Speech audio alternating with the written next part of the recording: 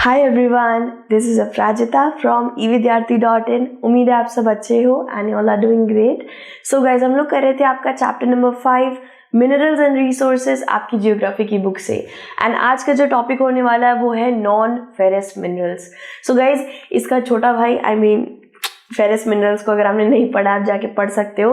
Ferrous minerals में हमने पढ़ा था कि किस तरीके से यार वो एक मेटालिक मिनरल में काउंट करा जाता है। हीट और इलेक्ट्रिसिटी को पकड़ के, मतलब कंडक्टर एक अच्छा है, साथ ही साथ आयरन उसमें प्रेजेंट है।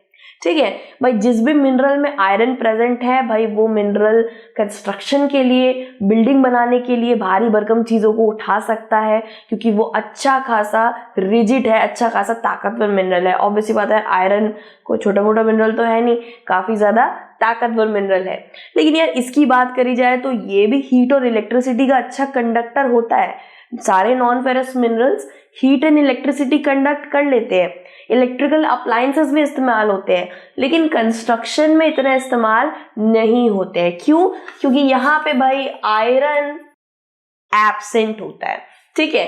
सो गाइज, मैं ये नहीं कहूंगी कि पूरी तरीके से नॉन फेरस मिनरल कहीं भी कंस्ट्रक्शन या बिल्डिंग बनाने में इस्तेमाल नहीं होता है, बट यस, ये उन जगहों पे इस्तेमाल होता है, उन अप्लायंसेस में इस्तेमाल होता है जहाँ हीट और इलेक्ट्रिसिटी पनप रही हो। फॉर एग्जाम्पल गाइज, एक मिक्सर ग्राइंडर को तो उसके ऊपर बिल्डिंग तो बनानी नहीं है। एक मिक्सर ग्राइंडर बिल्डिंग को संभाल के तो नहीं रहता, वो तो बस चटनी बनाने का काम है, उसको दाल वाल पीसने का काम है।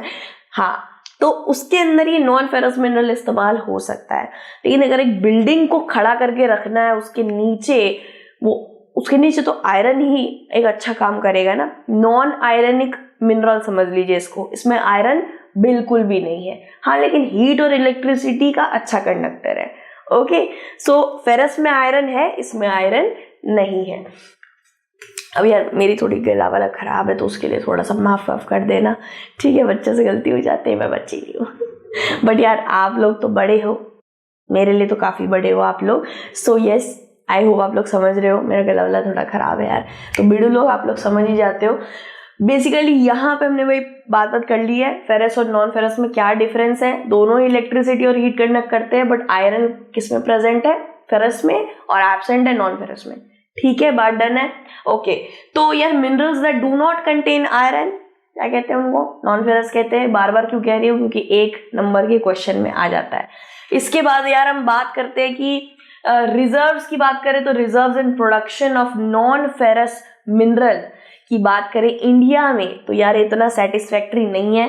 फॉर एग्जाम्पल, जैसे हमने पढ़ा था फेरस मिनरल्स के बारे में, भारत में फेरस यानी कि आयरन कंटेनिंग मिनरल बहुत ज़्यादा मात्रा में है, अबंडेंस ही भरी हुई है। ये बहुत अच्छी बात है इसके हमारे पास ताकतवर मिनरल या ऐसे मिनरल जिसका कंस्ट्रक्शन एंड बिल्डिंग बनाने में इस्तेमाल ज़्यादा होता है, अप्लायंसेस बनाने में इस्तेमाल ज़्यादा होता है, उसकी कमी नहीं है हमारे पास। लेकिन नॉन फेरस मिनरल्स की थोड़ी बहुत कमी हमारे पास है। ओके, सो यार हर चीज़ का, एक मिनरल का एक अपना एडवांटेज भी होता है, डिसएडवांटेज भी होता है, अपना बेनिफिट भी होता है। सो यहाँ पे हमारे इंडिया में नॉन फेरस सफिशिएंट क्वांटिटी में नहीं है। अब जब नॉन फेरस की बात हो रही है तो कौन कौन आ जाता है भाई नॉन फेरस में? कॉपर, बॉक्साइट, टिन, लेड, ये 4 आ जाते हैं भाई नॉन फेरस के अंदर। अब इनमें से कुछ को पढ़ते हैं। नॉन फेरस में से सबसे पहला नाम आ जाता है copper. Okay, one of the most favourite mineral है मेरा ये। ठीक है, बचपन में तो मुझे पता भी नहीं था कि ये मिनरल है। Okay, this one is a copper jewel अंगूठी बोल देते सीधा, कॉपर की अंगूठी है। ठीक है, मुझे कॉपर पहनना बहुत अच्छा लगता है। इसके अपने में ही स्किन और बॉडी को लेके बहुत बेनिफिट्स होते हैं। सिर्फ इधर ही नहीं गाइस, कॉपर हमारे इंडस वैली सिविलाइजेशन के वक्त से चला आ रहा है। Copper, silver, bronze, gold, iron तब नहीं था गाइस, इनका इस्तेमाल करा जाता था। आज के वक्त पे भी गाँव में या बहुत सारी जगहों पे इनके ही भगोने में, इनके ही ग्लास में पानी पिया जाता है। इवन अगर आप एक मारवाड़ी या राजस्थानी बढ़िया रेस्टोरेंट में जाओगे ना, तो इधर ही खाना, ऐसे ही खाना दिया जाएगा। इवन साउथ में भी इनके ग्लास में ही पानी पीना पसंद करते हैं। ठीक है, सो कॉपर के भी बहुत सारे बेनिफिट्स होते हैं यार। कॉपर आरओ भी आ गया आजकल। Yes, so copper is a non ferrous mineral guys. ये डक्टाइल है, मैलिएबल है और is a very good conductor okay of heat and electricity. So basically ductile का मतलब सबसे पहले समझते हैं। ठीक है, यहाँ पे भाई लिख देते हैं आपके लिए, ये डी नहीं लग रहा है भाई, ए लग रहा था। डक्टाइल कि बुक में मेंशन है यार। डक्टाइल का मतलब होता है जिसको मार मार के थिन वायर्स में कन्वर्ट कर सके। इसको थिन वायर में कन्वर्ट करा जा सकता है, तारों में। इट मीन्स इलेक्ट्रॉनिक जो तारे होती है उसमें ये इस्तेमाल होता है। कभी यार टीवी की तार वार फाड़ के देखना, ऑब्वियसली बात है फिर पापा मेरा सर खोपड़िया को फाड़ेंगे, तो ऐसे कभी मत करना। जो डिस्ट्रॉयड तार होगी उसको लेके देखना यार, उसके अंदर ना कॉपर की तारें होती हैं, ठीक है, जो चमक रही होती हैं, थोड़ी ये चमकती भी हैं। फिर बात आती है मैलिएबिलिटी की, ठीक है। मैलिएबिलिटी क्या होती है? बेसिकली मैलिएबिलिटी का मतलब है जिसको आप तार तो बना ली हमने इससे, आप इसको हैमर से मार मार के आप शीट बना सकते हो, कोई भी अलग शेप आकार दे सकते हो without even breaking. So copper में ये भी एक अच्छाई है, जिसको मार मार के कोई भी शेप दीजिए, कोई भी बर्तन बनाइए, ये टूटेगा नहीं, ये कटेगा नहीं, क्रैक नहीं होगा। ओके, सो लेड हो गया, बॉक्साइट हो गया, कॉपर हो गया, जिंक हो गया एंड गोल्ड हो गया। ये सब आपका नॉन फेरस में आता है, आपको बताया जाएगा, ठीक है, क्वेश्चन में बता दिया जाएगा भाई इसके नाम लिखिए नॉन फेरस के, तो लिख देना भाई, ठीक है। अब हम बात जैसे कॉपर की कर रहे थे, तो कॉपर का इलेक्ट्रिकल आइटम्स में बहुत इस्तेमाल होता है गाइज। इलेक्ट्रिकल आइटम्स में देखिए गाइज, अब इलेक्ट्रिकल आइटम ऐसे हैं कि उसमें घुस घुसा के कभी देखा तो नहीं है, लेकिन हाँ you can say electrical items में तारों के अंदर, बड़ी बड़ी मशीन्स के अंदर या बिजली घर वगैरह में इसका इस्तेमाल काफ़ी ज़्यादा होता है। साथ ही साथ स्किन बेनिफिट्स हैं, बॉडी के बेनिफिट्स हैं, इसमें पानी पियो बढ़िया बात है, इसके ज्वेलरी बनती है, इससे मशीनरी बनती है, इलेक्ट्रिकल आइटम में ज़्यादा इस्तेमाल होता है, ठीक है। फिर यार बात करें तो जैसे मैंने आपको बताया इसकी इलेक्ट्रिकल कंडक्टिविटी एक्सीलेंट है, बहुत अच्छा मिनरल है, कोई दिक्कत नहीं करता है। इलेक्ट्रिक और हीट और इलेक्ट्रिसिटी दोनों को कंडक्ट करने की इसमें क्षमता है। मैंने आपको पहले ही बता दिया था गाइस कि नॉन फेरस मिनरल्स हीट और इलेक्ट्रिसिटी कंडक्ट करते हैं, लेकिन वो आयरन जैसे रिजिड नहीं होते क्योंकि उसमें आयरन होता ही नहीं है। ओके, फिर it is used in manufacturing of electrical cables, that's why I told you guys cable को फाड़ो नहीं मत करना यार। हाँ, आई डोंट नो आपने देखा है नहीं देखा है, बट यार मैंने ऐसे करा था एक बार, कोई तार वार कटी हुई थी तो उसमें देखा था कॉपर की तार भी थी। सो कभी हो सके तो यार खुद से एक बार इंजीनियर, जट्टू इंजीनियर बन जाना और ट्राई करना, ठीक है। और केमिकल इंडस्ट्रीज में भी इस्तेमाल होता है, केमिकल कंपोनेंट, दवाइयाँ बनाने में बहुत सारे इस्तेमाल है इसके यार, गूगल करते जाओगे मिलता जाएगा। सो लीडिंग प्रोड्यूसर्स ऑफ कॉपर कौन है भाई इंडिया में? लीडिंग प्रोड्यूसर बेसिकली कौन कौन सी माइनिंग एरिया की बात हो रही है यहाँ पे? खेतरी माइंस की बात हो रही है गाइस, खेतरी माइंस राजस्थान में पड़ता है, ठीक है। फिर बालाघाट माइंस की बात हो रही है, बालाघाट माइन मध्य प्रदेश में पड़ता है। एक चीज बताना चाहूंगी गाइस, जो भी मध्य प्रदेश से मुझे देख रहे हैं, Madhya Pradesh is very very unique, बहुत ही ज्यादा मिनरल्स से भरा हुआ है, वास्ट रिसोर्स से भरा हुआ है, ठीक है। सो देखोगे ना माइंस मध्य प्रदेश में सबसे ज्यादा पाई जाती है, उड़ीसा में, ऐसे झारखंड, उड़ीसा, मध्य प्रदेश जो कभी कभार काउंट भी नहीं किए जाते हैं कल्चर में। एंड सीरियसली बहुत ज़्यादा ब्यूटीफुल प्लेसेस हैं, इधर जाना बनता है बॉस। फिर बात आती है सिंघभूम डिस्ट्रिक्ट ऑफ झारखंड की। अब सिंघभूम डिस्ट्रिक्ट से मेरे दिमाग में एक चीज़ आई, सिंघभूम डिस्ट्रिक्ट ना हेमाटाइट से भी भरा हुआ है, मतलब आयरन जिससे मिलता है 60 to 50% आयरन हमें हेमाटाइट से मिलता है, पढ़ा था ना फेरस में, फेरस मिनरल में। सो सिंघभूम डिस्ट्रिक्ट में आपको हेमाटाइट भी मिलेगा और क्या मिलेगा? कॉपर भी मिलेगा, ठीक है। सो कौन कौन से बोले? Khetri mines, Balaghat mines and Singhbhum district की झारखंड की माइंस। ओके, 3 माइन के नाम बता दिए। फिर बात आती है गाइस एक और नॉन फेरस मिनरल की, जिसको बोला जाता है बॉक्साइट। वन ऑफ द, कैसे बताऊं, मेरे को सबसे ज्यादा नापसंद मिनरल है। अब आप सोचोगे क्यों? क्योंकि यार मुझे ट्राइपोफोबिया है, इसके अंदर ना ऐसे छोटे छोटे छिद्र बने रहते हैं जो मुझे देख के थोड़ी घिन सी चढ़ती है। जब भी शायद एक पिक्चर आई भी थी उसमें छिद्र बने हुए थे, पीछे जाके देखना, मुझे थोड़ा घिन आता है, कि बहुत लोगों को घिन आती है हनीकोम छत्ता वगैरह देख देख के, तो इट्स कॉल्ड ट्राइपोफोबिया, दैट्स व्हाई ये मुझे पसंद नहीं है। बट यार इसके बेनिफिट बहुत है, इसने क्या गुनाह किया इसके बारे में भी पढ़ते हैं। बॉक्साइट बेसिकली ये एक इकलौता ओर होगा, एक इकलौता मिनरल होगा जो धरती के नीचे खोद खोद के खदान बना बना के माइनिंग कर करके नहीं निकाला जाता।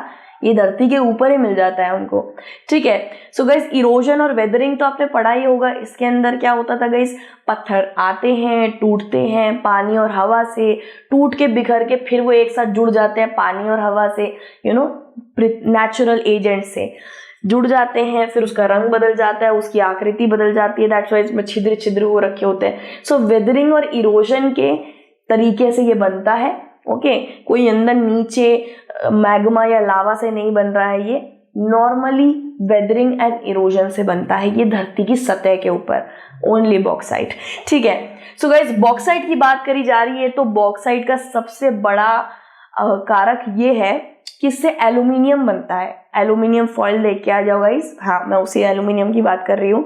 90%, कोई छोटा मोटा परसेंट नहीं है गाइस, 90% बॉक्साइट से ही एल्यूमिनियम बनता है, ये आपको याद रखना है, ठीक है। एल्यूमिनियम से बहुत सारी चीजें बनती है गाइस, केमिकल इंडस्ट्री में, मैन्युफैक्चरिंग में, बिल्डिंग बनाने में, कंस्ट्रक्शन में, फॉइल पेपर बनाने में, मेडिसिनल पर्पस के लिए भी, फार्मास्यूटिकल पर्पस के लिए भी, इसके बहुत सारे यूजेज है एल्यूमिनियम के। और ये कहाँ से रहा है, बॉक्साइट से आ रहा है, याद रखिएगा, ठीक है। एंड गाइस देखा जाए तो बॉक्साइट की बात करी जाए तो क्लेई सब्सटेंस होता है। क्ले तो आपने यार बचपन में खेला ही होगा, ऐसे ऐसे करके क्ले, तो इसमें पानी मिला दोगे थोड़ा क्ले सब्सटेंस हो जाएगा, मतलब इसके पत्थर पे पानी डालोगे बड़ी जल्दी टूट जाएगा, ठीक है। सो क्ले सब्सटेंस होता है, पहली बात तो ये। एंड ये एल्यूमिनिया की भी आप बात कर रही है, bauxite is clay like substance from which alumina, अब एक नया नाम आया गया सामने, एल्यूमिना या एल्यूमिनिया, जो कहना आप कह सकते हो। यहाँ पे सबसे पहले एक गुत्थी समझानी मुझे जरूरी है, ठीक है।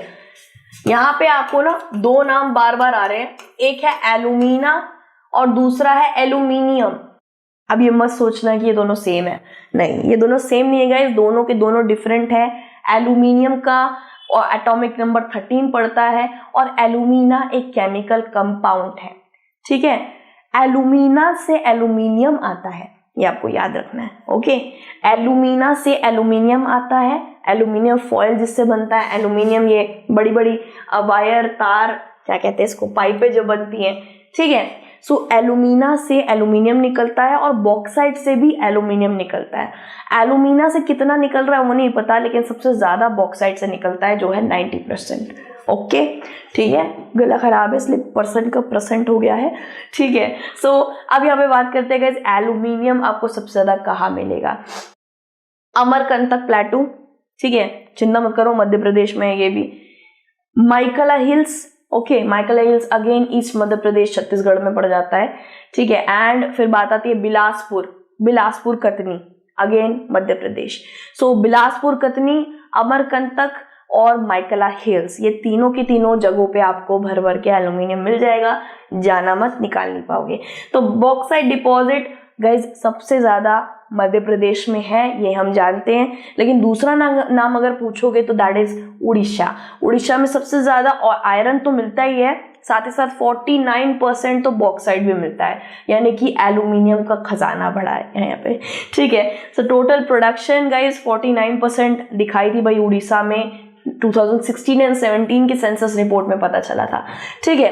कहाँ पे यार उड़ीसा में बात हो रही है, पंचमपटमली डिपॉजिट्स, कोरापुर डिस्ट्रिक्ट या उड़ीसा, ये मैंने एक्स्ट्रा पॉइंट डाले हैं। आप अगर मध्य प्रदेश याद नहीं आ रहा तो उड़ीसा भी लिख सकते हो, यहाँ पे भी बॉक्साइट के डिपॉजिट भरे हुए हैं, okay. So aluminium is a known for strength, aluminium में आयरन जितना ही स्ट्रेंथ है गाइज, आयरन में बहुत स्ट्रेंथ होता है, भारी से भारी चीजें उठा लेता है, लेकिन एल्यूमिनियम भी कम नहीं है। It is known for its lightless weightless work, बहुत लाइट होता है but it has very much strength like iron, okay. So इसका भी मैन्युफैक्चर होता है गाइज, ये यूटेंसिल बनाने में या एज अ कोटिंग इस्तेमाल करा जाता है, इलेक्ट्रिकल गुड्स बनाने में इस्तेमाल होता है, और अभी अभी मेरे रोटी के अंदर पैक होकर आया है, मतलब फॉइल पेपर में, सच बता रही हूँ, आपको खोल के दिखा दूंगी, ठीक है। सो यार बचपन से यार ऑब्वियसली बात है एल्यूमिनियम फॉइल में खाते आ रहे हैं, मेरे घर में एल्यूमिनियम के बर्तन भी बहुत पड़े हैं, पतीले वगैरह, उसमें बिरयानी बहुत अच्छी बनती है, चिपकती नहीं है। सो बेसिकली इसके बेनिफिट तो बहुत है यार, लेकिन याद रखना बॉक्साइट से आता है 90%, ठीक है। सर हमने नॉन फेरस और फेरस दोनों को कर लिया है बढ़िया तरीके से। जे बात नेक्स्ट जो आएगा टॉपिक वो होगा non metallic minerals. And excuse for my voice, अब हमें आपको विदा करना पड़ेगा भाई। Thank you so much for watching and Jai Hind and God bless you. Love you all, bye.